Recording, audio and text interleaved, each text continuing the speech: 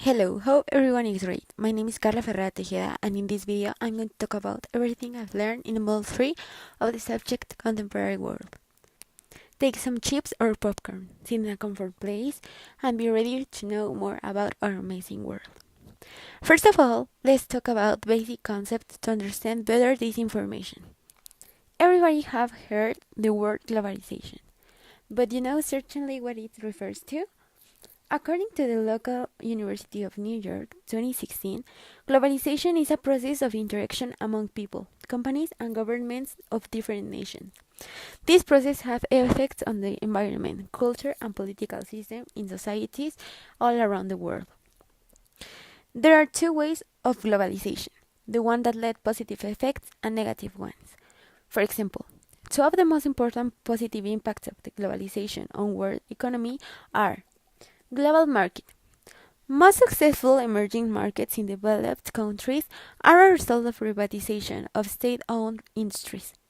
In order for these industries to increase consumer demand, many of them are attempting to expand and extend their value chain on an international level. The impact of globalization on business management is seen by the sudden increase of number of transactions across the borders, in protecting yields and maintaining competitiveness. Businesses are continuing to develop a wide range of their footprints as it lowers costs and enjoys economies of scale. SAG A 2009. Foreign trade. Globalization has created and expanded foreign trade in the world. Things that were only found in developed countries can now be found in other countries across the world. People can now get whatever they want and from any country.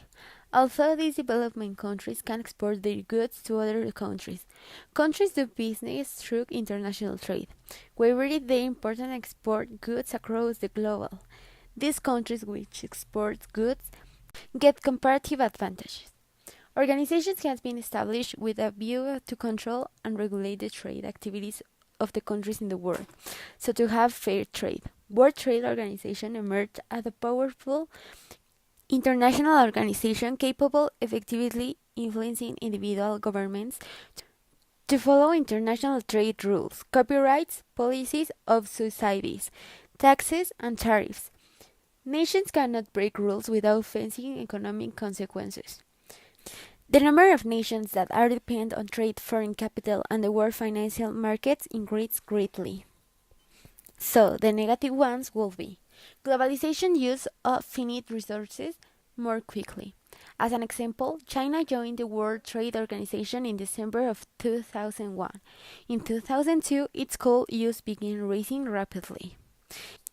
In fact, there is also a huge increase in world coal consumption. India's consumption is increasing as well, but from a smaller base.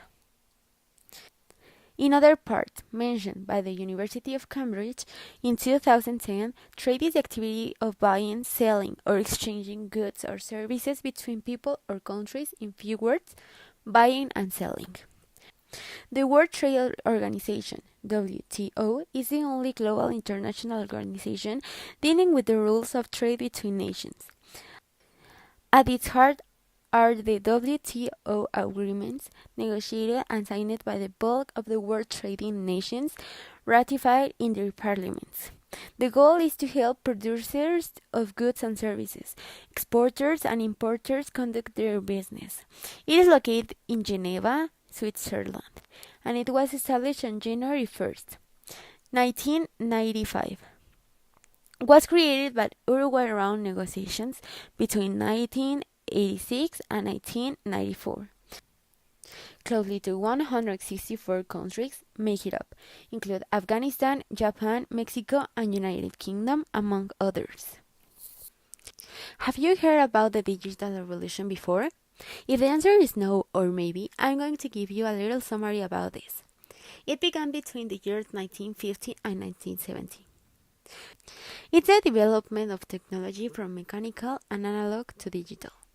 The introduction of digital technology also changed the way humans communicate now, like via computers, cell phones, and the most important, the internet.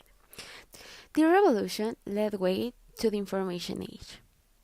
As advantages and disadvantages, this revolution has led to increase of the electronic and mobile commerce, but has also resulted in increase in the internet frauds.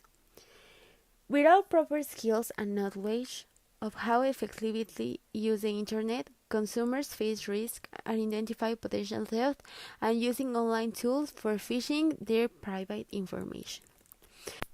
In another topic, the famous New York Times in 2017 published some information about terrorism. They mentioned that the most certain definition is the use of intentionally indiscriminate violence as a means to create terror and fear to achieve religious, political, or ideological aim. Technology is a foundation of modern society. It governs its dynamics, and therefore it's normal that also the terrorists will benefit from it. We are living in a difficult period. The terrorism is threatening the society and cultures on a global scale. And in difference from the past, it has reached a global dimension. We are facing a global alert. Intelligence and law enforcement agencies worldwide are warning about possible terrorist attacks in the major cities. The modern terrorism is instantaneous and unpredictable.